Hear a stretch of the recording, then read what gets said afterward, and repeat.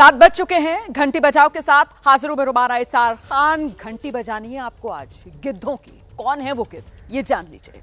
देश कोरोना के संकट से जूझ रहा है। सैकड़ों नहीं, हजारों नहीं, लाखों लोग एक एक सांस के लिए इस वक्त संघर्ष कर रहे हैं। लेकिन इन हालात में भी कुछ ऐसे लोग हैं जो बीमारों, लाचारों, यहां तक लाशों पर भी अपनी दुकान चमकाने की फिराक में है।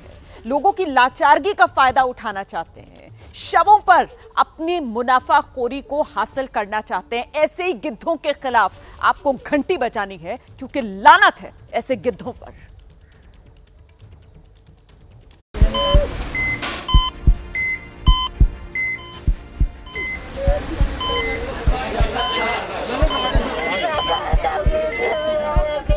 लोग मर रहे हैं, तड़प रहे हैं, छटपटा रहे हैं। हर तरफ मातम है, चित्कार है, चीख और वेदना की पुकार है।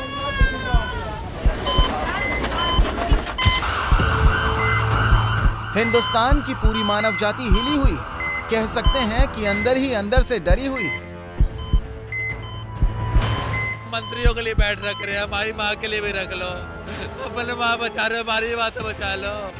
सत्ता और सरकारों के रवैये ने हिंदुस्तान को बर्बाद करके रख दिया था, तो मानवता के गद्दारों की भी इस देश में कोई कमी नहीं है।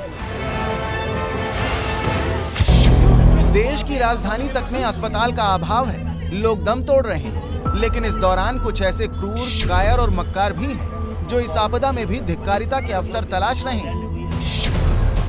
पिछले दिनों दिल्ली के राजीव नगर से एक पर्ची की तस्वीर सामने आई जो ये बता गई कि गिरती लाशों के बीच गिद्धों की कोई कमी नहीं है, क्योंकि एक एम्बुलेंस ने शालीमार बाग से पीतमपुरा तक मात्र 3 किलोमीटर दूर जाने के लिए मरीज के परिजनों से 10,000 रुपए वसूले थे। मतलब 30 रुपए प्रति मीटर और 3,000 रुपए से ज्यादा प्रति किलोमीटर। एक पर्ची ने तमाम लोगों की सामाजिक मानसिक चेतना को हिलाकर रख दिया। तो हमने भी इसकी पड़ताल करने की सोची और हमारे संवाददाता मनोज वर्मा हवाओं में फैले जहर के बीच जान हथेली पर रखकर निकल गए दिल्ली के LNJP अस्पताल। भैया एम्बुलेंस खाली है? ये यहीं से एक पेशेंट को लाना है दरियागंज से, यहीं ले आना है।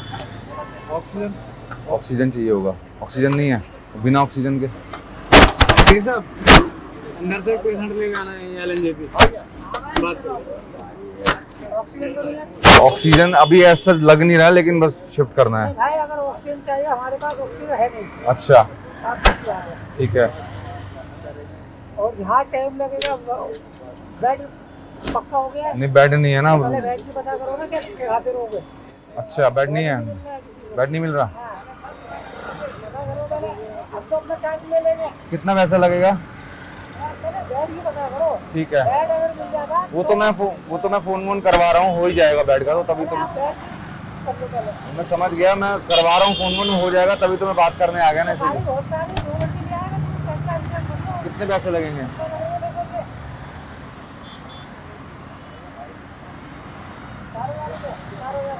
यही पास से ही तो लाना है। हाँ भैया, हाँ कोविड का है। 4,000 रुपए। दरियागंज थाना देखा है ना, उसका सामने वाली गली से ही है बस। बेड के लिए तो मैं फोन कर रहा हूँ, वो हो जाएगी। आप कल्पना कीजिए कि मात्र 1 किलोमीटर के लिए एम्बुलेंस वाला 4,000 रुपए मांग रहा है और उसके पास ना ही ऑक्सीजन है, ना ही दूसरी सुविधा। इतना ही नहीं, एम्बुलेंस में बैठे लोगों ने हमें बताया कि पहले आप बेड का इंतजाम कर लें, क्योंकि बेड नहीं होगा तो एम्बुलेंस का किराया डबल होता रहेगा। बातों ही बातों में इसने बताया कि अभी एक पेशेंट को इन्होंने यमुनानगर में भर्ती करवाया है। जब हमने यमुनानगर के किराए के बारे में बात की तो हम भी हैरान रह गए। यमुनानगर जाने के इसने हमसे मांगे 46,000 रुपए। सोचकर रूह कांप उठती है कि एक गरीब आदमी इतना किराया कैसे दे पाएगा और बेड न मिलने पर डबल किराया कैसे दे पाएगा। हमने फिर इससे पूछा। तो पहले गाड़ी के किराया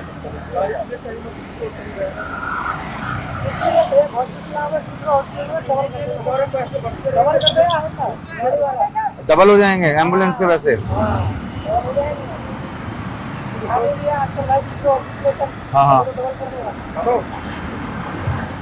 वही मैं फोन पे ही पूछ रहा था। 2-2 किलोमीटर के 5-5, 10,000 रुपए मांग रहे हैं। हाँ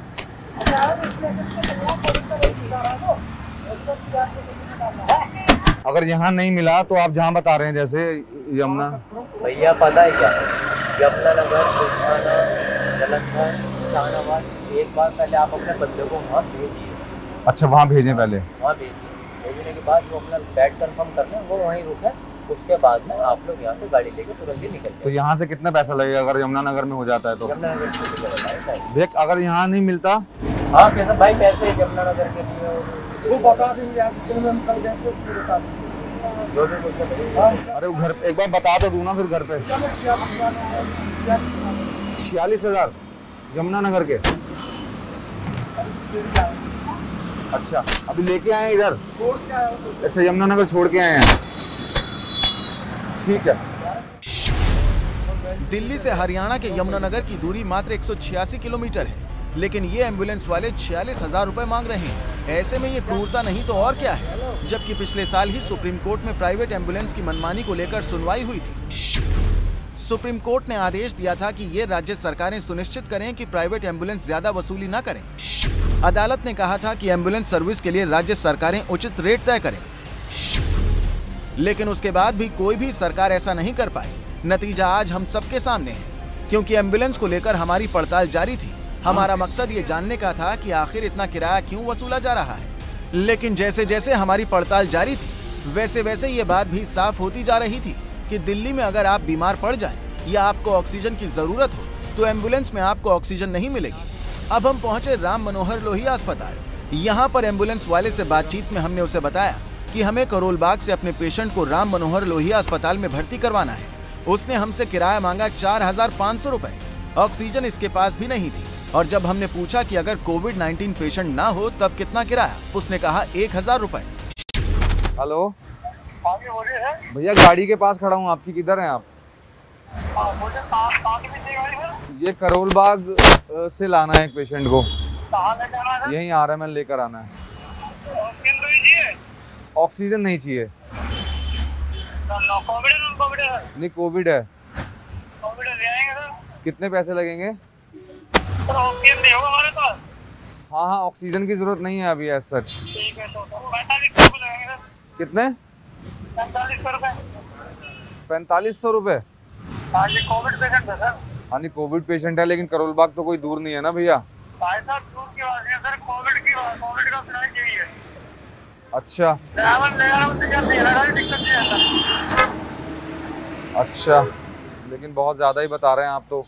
और अगर नॉन कोविड होता तो कितने पैसे लगते हैं फिर? नॉन कोविड का? हाँ, 1000 रुपए लगता है। अच्छा, नॉन कोविड का सिर्फ 1000 रुपए लगता? हाँ जी सर। वही मैं एक्चुअली 2-3 जगह फोन भी किया था, कोई किलोमीटर डिसाइड नहीं है क्या? सब जगह अलग अलग रेट मिल रहे हैं। कितना मिल रहा है सर? कोई बता रहे 6,000 रुपए, कोई 7,000, वही आप 4500 बता रहे हैं। जो सबसे कम प्राइस है मैंने वही बताया। ठीक है भैया, ठीक है। थैंक यू भाई। मैं बता रहा हूँ, एक बार बता देता हूँ उनको फोन करके। अब सोचिए जरा, अगर ये प्राइस कम है तो ज्यादा क्या होगा। एक एक बाद एम्बुलेंस वालों से हमारे संवाददाता मनोज वर्मा बात करते चले गए। इंसान तो कई दिखे, मगर मानवता ना के बराबर दिखी। और हद तो तब हो जाती है जब पता चलता है कि इतना किराया मांगने के बावजूद उनके पास ऑक्सीजन तक नहीं है। एम्बुलेंस में ऑक्सीजन, इस वाले में ऑक्सीजन है नहीं। जनकपुरी से एक पेशेंट को लाना हो तो कितने पैसे लगेंगे? जनकपुरी से लाना? हाँ, कम से कम 7,000 रुपये। कम से कम 12-15 किलोमीटर ही है भैया। भैया देखो, मैं आपसे झूठ नहीं बोला, आप अंदर से भी बुक करके जाओगे ना, वो भी इतने ही पैसे बताए, क्योंकि यहाँ से जा रहा है बंदा, वहाँ से फिर लेके आएगा। ऑक्सीजन है आपके पास? ऑक्सीजन नहीं है। ऑक्सीजन किसी भी एम्बुलेंस में नहीं मिल रही है। पता नहीं सर कितनी किल्लत क्यों आ रही है ऑक्सीजन की। अभी हम न्यूज़ पे देख रहे, मंडावली में ये सिर्फ, वहाँ पे भीड़ लगी हुई है, वो वहाँ भी डबल इसी एम्बुलेंस में ऑक्सीजन, इस वाले में ऑक्सीजन है नहीं? पता नहीं, पता कर लेगा, वैसे है ही नहीं जाता देखो। और नॉन कोविड पेशेंट हो तो भी इतने पैसे लगेंगे? 7,000 रुपये। आजकल रेट का नहीं समझ में आ रहा। रेट लिस्ट कोई डिसाइड नहीं है क्या भैया? पता नहीं सर, हम तो देखो ड्राइवर आदमी। हाँ, मैं समझ गया। 7,000 रुपये तो बहुत। जो हमें बोल रखी, देखो अभी कल अंदर से वो हरिशंकर है किया तो एम्बुलेंस करवाया, उसने यहाँ से पचकुनिया के 6,000 रुपये में बुक करके दे दी। पंचकुनिया तो ये रहा 6,000 रुपये में। मतलब जब राजधानी दिल्ली में एम्बुलेंस वालों ने इतनी अंधेर नगरी मचा रखी है तो बाकी जगहों की कल्पना आप खुद कर सकते हैं। मगर हम यहाँ नहीं रुके। इसके बाद हम देश के सबसे बड़े अस्पताल एम्स गए। वहाँ पर जो बातें सामने आई वो और चौंकाने वाली थी। कितने चार्ज लगेंगे? ऑक्सीजन तो मिल ही नहीं रही है ना कहीं। किसी भी एम्बुलेंस में ऑक्सीजन क्यों नहीं है? ऑक्सीजन मिल ही नहीं रहा। आई आपको भी नहीं मिल रही है? किसी भी एम्बुलेंस में नहीं। फोन पे ही पता कर रहा हूँ, कहीं ऑक्सीजन नहीं आ रही है। अभी ऐसा जरूरत तो नहीं है, लेकिन अगर पड़ गई तो नहीं पता लगेंगे वैसे।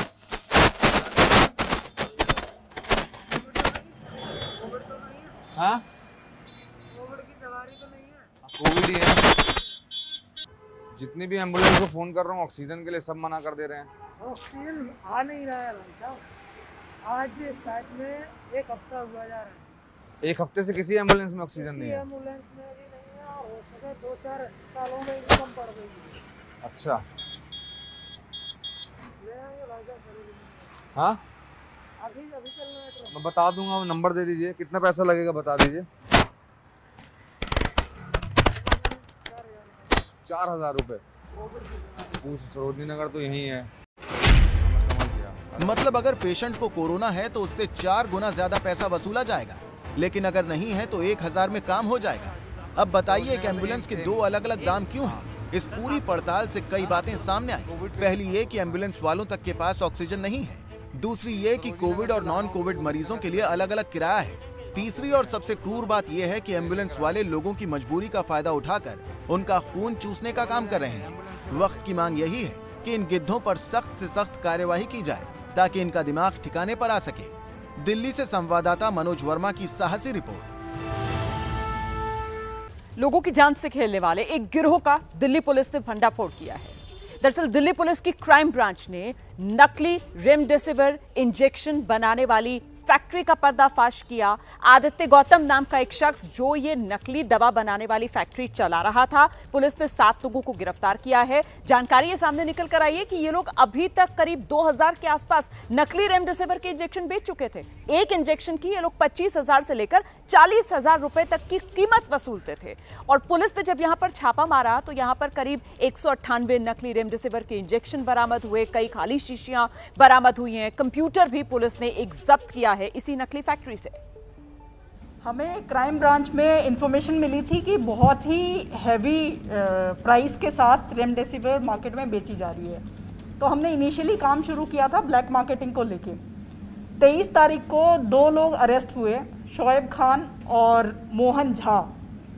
इन लोगों से बात करके हमें पता चला कि इनको आगे पुष्कर नाम के एक आदमी ने, जो कि जलगांव से हैं, उन्होंने ये सारी ड्रग जो दवाइयाँ थी सप्लाई की थी। 25 तारीख को डिफरेंट जगह पर रेड्स करके मनीष गोयल और पुष्कर को अरेस्ट किया हमारी इंटरस्टेट सेल ने।